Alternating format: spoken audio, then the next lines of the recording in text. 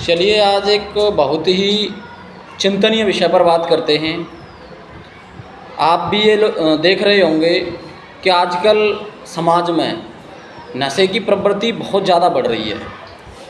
यहाँ तक बढ़ रही है कि जो छोटे छोटे बच्चे हैं, जो 10, 15, 16 साल के किशोर हैं, वो लोग भी नशे की लत में पड़ते जा रहे हैं। तो आज हम इस बात पर चर्चा करेंगे कि किस प्रकार से हम उन छोटे बच्चों को रोकें, जो नशे की लत जिनको लग चुकी है उन्हें कैसे बचाएं और इससे क्या क्या हानियां हैं।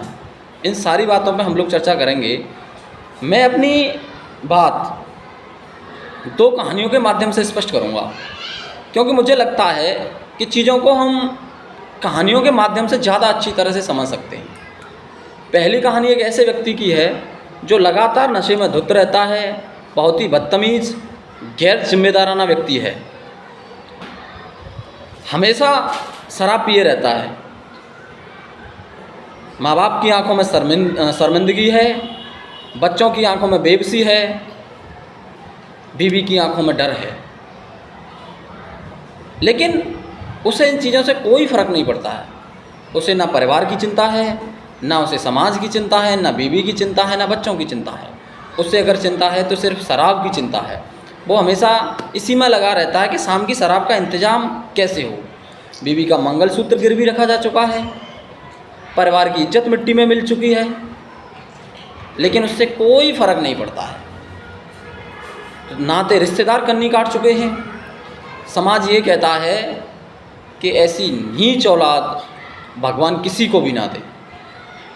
दूसरी कहानी एक ऐसे किशोर की है, 16-17 साल के किशोर की है, जो एक रात घर के बाहर रुक जाता है और उसकी दोस्ती शराबियों से हो जाती है। रात को उनके साथ वो शराब पीता है। सुबह जब जगता है तो सोचता है कि ये मैंने क्या किया, मैंने बहुत गलत किया। अपने आप पे उसे शर्मिंदगी महसूस होती है। दोपहर होते होते वो उन दोस्तों को कोसने लगता है जिसकी वजह से उसने शराब पी। शाम आते आते वो सोचता है कि अब ना मेरी कोई इज्जत है, ना कोई मेरे साथ खड़ा हुआ है। अब अगर मेरे साथ कोई खड़ा है तो वो सिर्फ शराब है, और वो वापस शराब पीने लग जाता है। ये दोनों कहानी एक ही व्यक्ति से संबंधित है, लेकिन दोनों का नज़रिया अलग है। अगर हम पहले व्यक्ति को देखें तो हमें लगता है कि वो पूरी तरह से चरित्रहीन है, जिसमें सुधार की कोई संभावना नहीं है, कोई गुंजाइश नहीं है। लेकिन जो दूसरा व्यक्ति है उसको देख के हमें लगता है कि वो चरित्र खराब नहीं है, वो अच्छा व्यक्ति है, लेकिन वो नशे की गिरफ्त में आ चुका है। वो उसको छुड़ाना चाहता है लेकिन छुड़ा नहीं पा रहा है। ये दोनों कहानी हमें अपने आने वाली पीढ़ियों को, नई नई कौपलों को बतानी होंगी। हमें बताना होगा कि नशा नाश का द्वार है। नशा कोई भी हो, चाहे शराब का हो, चाहे कोकीन का हो, चाहे अफीम का हो, गांजे का हो, चरस का हो, किसी का भी नशा हो। शुरुआत में लोग उसको पसंद करते हैं। कुछ कहते भी हैं कि नशा पसंद का मामला है, लेकिन ऐसा नहीं होता। हो सकता है शुरू में नशा पसंद का मामला हो, लेकिन धीरे धीरे इंसान नशा का आदी हो जाता है। दिमाग में ऐसी रासायनिक क्रियाएं होती हैं कि नशा उसको अपना गुलाम बना लेता है, और ये एक मानसिक बीमारी हो जाती है। और ये आप भी जानते हो कि किसी भी व्यक्ति की बीमारी को छुड़ाना, उसे कोसकर, उसे लज्जित करके नहीं छुड़ाया जा सकता। कुछ समय पहले आपने भी देखा होगा, कोविड में हमने बहुत बात सुनने को मिला था कि हमें बीमारी से लड़ना है, बीमार से नहीं। ये केवल कोविड-19 के लिए नहीं है, ये बात नशे पर भी लागू होती है। हमें उस व्यक्ति से नहीं लड़ना है, हमें लड़ना है तो नशे से लड़ना है। अब मैं जो लोग नशा करते हैं, जो शराब पीते हैं, मैं उनसे एक बात कहना चाहूँगा कि अगर वो होश में हैं तो मेरी बात तो सोचें कि इस नशे ने क्या क्या खोया है। इस नशे की वजह से हमने, बेशक हमें मौत नहीं आई, लेकिन हम जी भी तो नहीं पाए। हमें पता ही नहीं प्रेम क्या होता है, हमें पता नहीं प्रतिष्ठा क्या होती है। हम प्रेम से वंचित रहे, हम प्रतिष्ठा से वंचित रहे, हमारी इज्जत ख़त्म हो गई, आर्थिक स्थिति कमज़ोर हो गई। क्या बचा हमारे पास? और हम दिनों दिन गिरते गए। अब मैं समाज से भी एक बात कहना चाहूँगा कि इन गिरे हुए लोगों को उठाने की जिम्मेदारी किसकी है?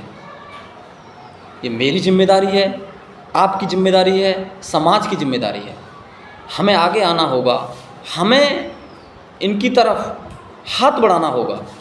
और जो नशा करते हैं उनसे भी मैं एक बात कहूँगा, उन्हें उस हाथ को पहचानना होगा। विनोद कुमार शुक्ल जो एक बहुत ही प्रसिद्ध कवि हैं, उनकी पंक्तियाँ हैं कि मैंने एक हताश व्यक्ति को देखा तो बैठा हुआ था, मैं उसके पास गया, मैंने उसकी तरफ अपना हाथ बढ़ाया। मैं उस व्यक्ति को नहीं जानता था, लेकिन मैं हताशा को जानता था। मैंने उस व्यक्ति की तरफ हाथ बढ़ाया।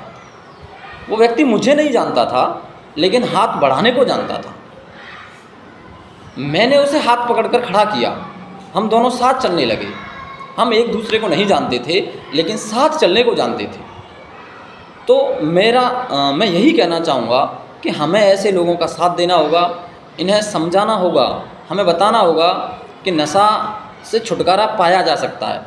मेडिकल साइंस में ऐसी चीज़ें हैं बस आपको एक संकल्प लेना होगा कि हमें नशे को छोड़ना है।